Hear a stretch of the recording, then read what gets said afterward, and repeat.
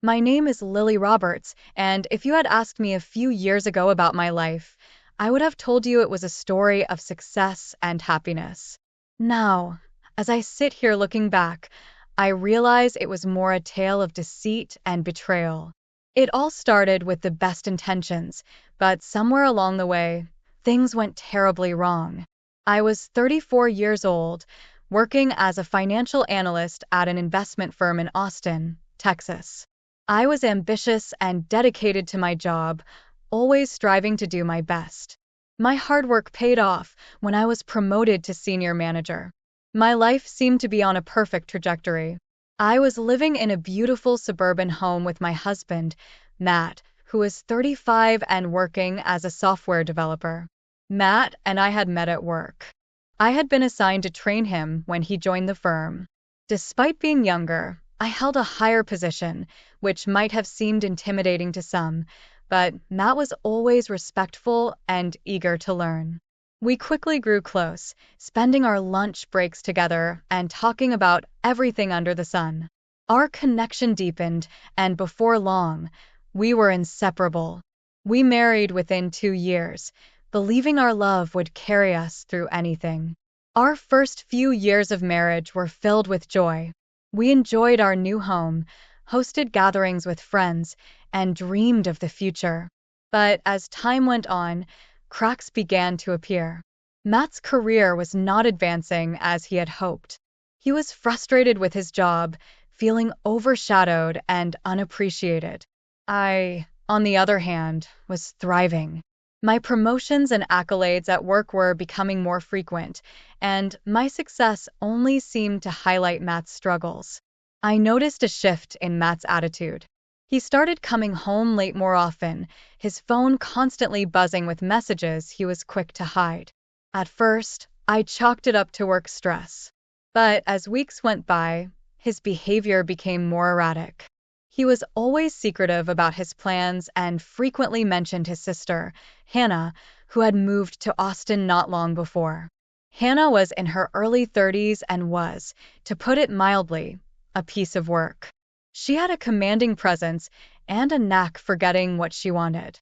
Her arrival in our lives was marked by an unusual intensity. She began making frequent demands on Matt, asking for money under various pretexts, which Matt was always eager to provide. I initially tried to be accommodating, wanting to be supportive of Matt's family. However, it soon became clear that Hannah was not just a casual visitor. She was manipulative and assertive, often showing up unannounced and making demands that left me feeling uncomfortable. I remember one evening when she dropped by and demanded $10,000 to help with a business venture. Matt handed over the money without consulting me, which infuriated me.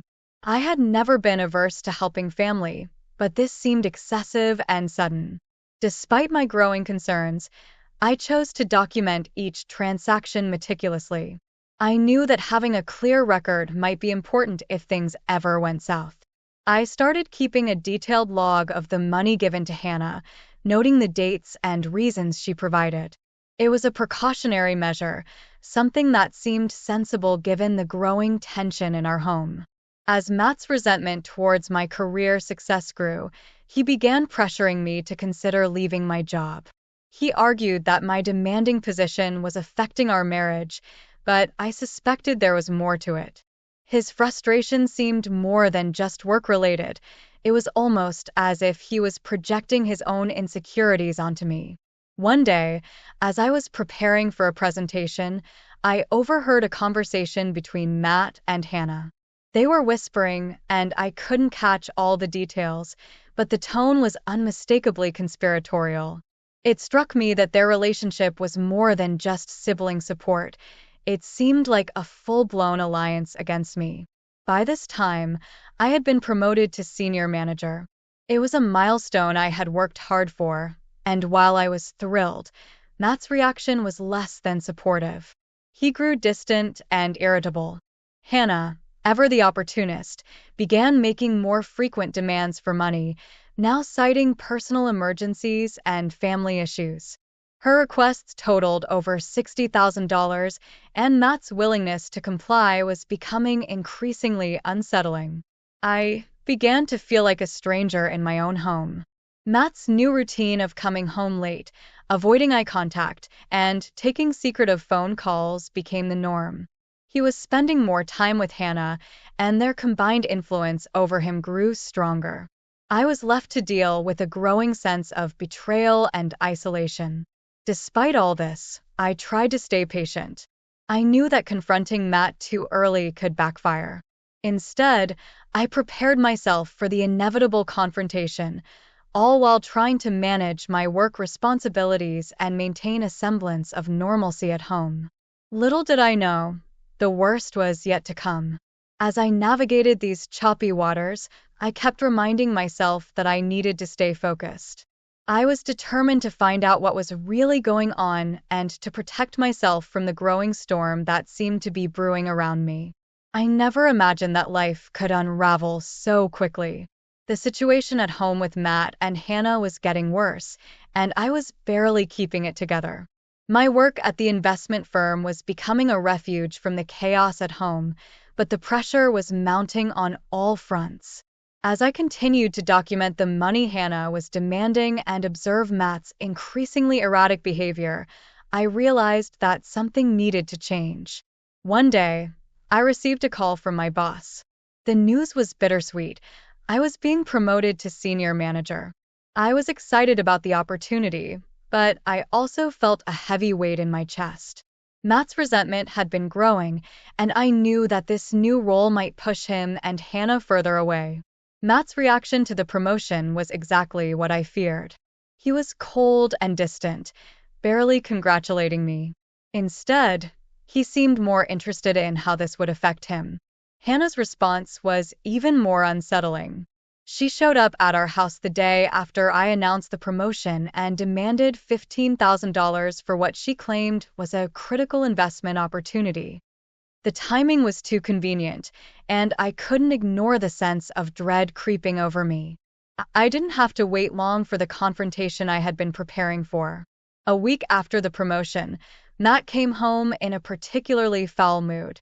He was more irritable than usual and snapped at me over the smallest things. That night, he finally exploded. "You don't get it, Lily," Matt shouted. "Your job is the reason we're falling apart. You're never around, and Hannah and I are left to deal with everything on our own." I was taken aback. I had tried to be understanding, balancing my career with my responsibilities at home. But Matt's outburst was more than just frustration. It was a culmination of all the resentment he had been harboring. I knew Hannah had a hand in this. She had been fueling Matt's dissatisfaction with my success. Things reached a breaking point when I discovered that Matt and Hannah were planning a secret trip. They were always looking for excuses to be together, and their actions were becoming more suspicious. I decided to follow Matt one evening, hoping to catch a glimpse of what was really going on. I tailed him to a cafe on the outskirts of town where he met Hannah. I couldn't hear their conversation clearly, but I saw them exchanging what looked like a stack of money. My heart sank as I realized that they were up to something.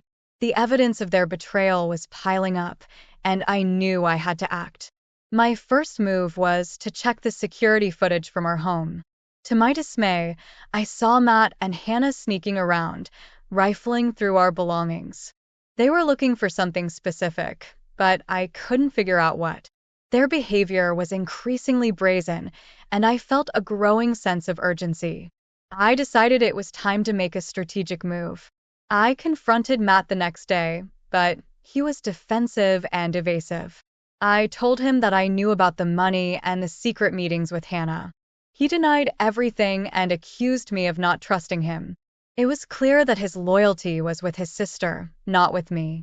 Despite his denials, I knew I needed to protect myself. I started preparing for the worst, gathering all the evidence I could find: documents, emails, and notes. I also began consulting with a lawyer to understand my options and to plan for any legal battles that might arise. The real turning point came when Matt and Hannah made their move. They had planned a lavish getaway, using my credit card information to fund it. I had suspected something was amiss, so I decided to take a preemptive measure. I swapped my credit card with an old membership card from a local fitness club. When Matt and Hannah tried to use the card for their trip, their plans were thwarted. They ended up stranded in Minneapolis during a harsh winter. I had hoped this would be a wake-up call for Matt, but it only seemed to escalate the situation. During their trip, I received a call from Chris, Hannah's husband. He was shocked by the developments and revealed that he had been unhappy in his marriage as well. Chris had become an unlikely ally, and together, we began to strategize our next steps. I was ready to face Matt and Hannah, but I knew I had to be careful. The groundwork had been laid, and I was prepared for the confrontation that would change everything. My patience and meticulous planning were about to pay off, but the real challenge was just beginning. I remember the day Matt and Hannah came back from their disastrous trip like it was yesterday. They walked through the front door, their faces etched with frustration and defeat. The once familiar look of triumph in their eyes had been replaced with a mixture of embarrassment and anger. I had been waiting for this moment, my heart pounding with both anticipation and dread. Matt was the first to speak. Lily, he began, but the words seemed to get stuck in his throat. I could see the wheels turning in his mind as he tried to come up with an excuse. He glanced at Hannah, who was trying to regain her composure, but her nervous fidgeting betrayed her. "I've had enough of your lies and deceit," I interrupted, my voice steady despite the storm of emotions inside me. "I know all about the credit card and your plans. I've been documenting everything, and I have all the evidence I need." Matt's face went pale. "What are you talking about?" he stammered. Hannah, who had been unusually quiet, suddenly snapped. "You have no idea what you're talking about. We've been through enough already. You don't need to make things worse." I took a deep breath, knowing this was the moment I had prepared for. "I know you were planning to use my credit card for that trip, and I've already replaced it with an old membership card. You ended up stranded because of that. And I've also been in touch with Chris." At the mention of Chris, Hannah's face contorted with a mix of anger and fear. "Chris?" she demanded. "What's he got to do with this?" "Chris and I have been talking," I said calmly. "He's been struggling with the same issues, and he's seen what you've done. He's ready to stand with me against both of you." Matt and Hannah exchanged a look of panic. "You're going too far, Lily," Matt said, trying to regain his composure. "This is all just a misunderstanding. We can work this out." I shook my head. "No, Matt. This isn't a misunderstanding. This is betrayal, and I'm done with it. I've already consulted with my lawyer, and I'm ready to file for divorce. I'm also demanding repayment of the $60,000 you borrowed and compensation for the emotional damage you've caused." The silence that followed was heavy. Matt's eyes were filled with disbelief, while Hannah looked like she was about to crumble. "You can't be serious," Hannah said, her voice trembling. "You wouldn't really do this." "I've never been more serious," I replied. "You've made it clear that you have no respect for me or my boundaries. I'm done being manipulated and deceived. I'm taking control of my life." Matt finally broke down, his facade cracking. "I'm sorry, Lily," he said, his voice barely above a whisper. "I didn't mean for things to get this bad." "But you did let it get this bad," I said firmly. "And now there are consequences." The confrontation wasn't just a turning point, it was a cathartic release. The weight of the deceit, the anger, and the hurt that had been building up inside me was finally being addressed. I was taking a stand, and it felt empowering. As Matt and Hannah processed what was happening, I could see the realization dawning on them. They were trapped, with their schemes exposed and their plans falling apart. Matt's attempts to apologize and explain seemed futile against the overwhelming evidence I had gathered. Later that day, I met with Chris. He had been a surprising ally in all this, and his support meant a lot. We discussed the next steps and agreed that our focus should be on making sure the legal proceedings were handled thoroughly. Chris was also preparing to confront Hannah, and the prospect of both of us moving forward without the weight of deceit was a small comfort. The legal paperwork was prepared, and I felt a sense of resolve as I signed the divorce papers. I was reclaiming my independence, and with each step I took, I felt stronger. The confrontation with Matt and Hannah was not just about ending a relationship, it was about reclaiming my life and moving toward a future where I was no longer a victim of deceit and manipulation. But even as I took these steps, the situation wasn't fully resolved. There were still challenges ahead, and I knew that the path to moving on would be fraught with complications. The road to independence was long, but I was ready to face whatever came next with the strength and determination that had carried me this far. The weeks following the confrontation were a whirlwind of legal proceedings and emotional upheaval. The divorce papers were filed, and every day seemed to bring a new challenge. Matt and Hannah fought back, but their efforts were futile against the mountain of evidence I had gathered. The court process was grueling, but I was determined to see it through to the end. One crisp morning, I sat in my new apartment, the one I had bought with the money from the settlement. It was a sleek, modern condo in downtown Austin, and I felt a surge of pride as I looked around. It was a symbol of my newfound independence and the beginning of a new chapter in my life. Chris had been a steady support throughout this period. His own separation from Hannah had been painful, but he was handling it with grace. We had become close, finding solace in each other's company and mutual understanding. Our shared experiences had forged a bond between us that was more than just friendship. He had been instrumental in ensuring the legal process went smoothly and had been a beacon of support when I needed it most. As I settled into my new condo, the final court hearing approached. The anticipation was almost unbearable, but I knew that this was the last hurdle to overcome. On the day of the hearing, I walked into the courtroom with a sense of resolve. I was ready to close this chapter and start afresh. The courtroom was tense, filled with the echoes of legal jargon and the hushed whispers of spectators. Matt and Hannah were present, their faces a mix of anxiety and resentment. I could feel their eyes on me, but I focused on the judge and the proceedings. The hearing went as expected. The judge reviewed the evidence, listened to the arguments, and made a ruling. I was granted the divorce, and Matt was ordered to repay the $60,000 along with additional compensation for emotional damages. It was a relief to hear those words, but it was also a validation of everything I had fought for. As I walked out of the courtroom, a sense of closure washed over me. I had faced the deceit and manipulation head-on, and I had emerged victorious. The journey had been long and painful, but it had led me to a place of strength and self-assurance. In the weeks that followed, I threw myself into my work with renewed energy. My promotion to regional director was officially announced, and I embraced the new role with enthusiasm. It was everything I had worked for, and I felt a deep sense of satisfaction as I stepped into my new position. Chris and I continued to support each other, and our friendship grew stronger. We shared our victories and challenges, finding comfort in knowing we were not alone in our struggles. There was an unspoken understanding between us, a recognition of the battles we had fought and the strength we had gained. The finality of the divorce and the resolution of the financial matters were freeing. I was no longer tied to the deceit and manipulation of my past. The weight that had burdened me for so long was lifted, and I felt like I could finally breathe.